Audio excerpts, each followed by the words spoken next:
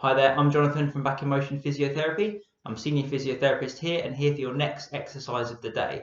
Now this exercise is going to kind of progress a bit further than the chair-based exercises that we've been going through so far this week, and this exercise is called a sit to stand.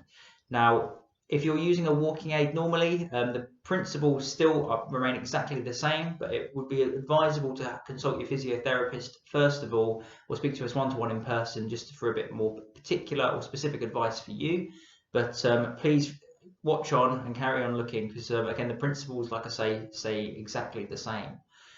I'll start off in a seated position to talk you through this one. Really good, obviously, if I'm myself or any other physiotherapists saying to move more and prevent or reduce the amount of sitting time that you're doing. All well and good, but how do we sit and stand properly? And it all, I personally feel, starts with the position that you start in. So if you're used to sitting in your chair like so, I would advise you first of all sit up nice and straight, and then bring yourself towards the edge of your chair.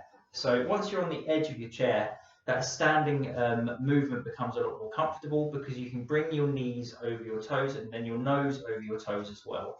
Well-known phrase in the physio world known as nose over toes. And what that means is once you've got your feet about hip width apart, you're then going to lean forward, so you're kind of looking over the tips of your toes.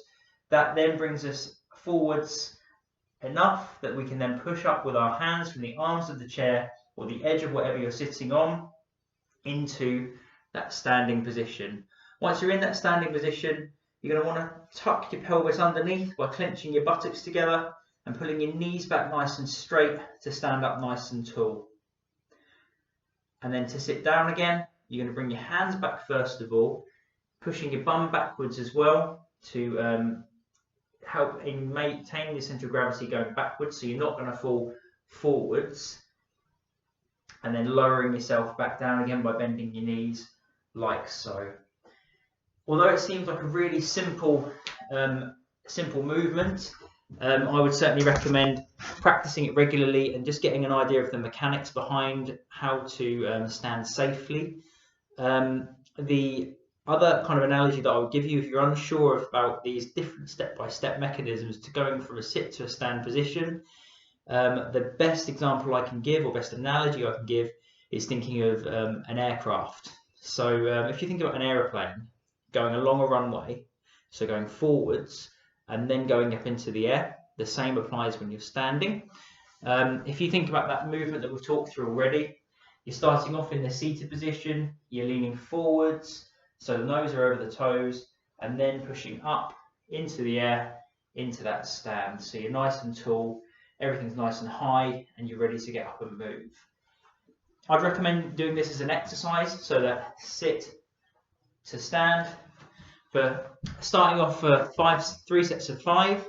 If 3 sets of 5 feels comfortable, then feel free to increase that up to around about 3 sets of 12.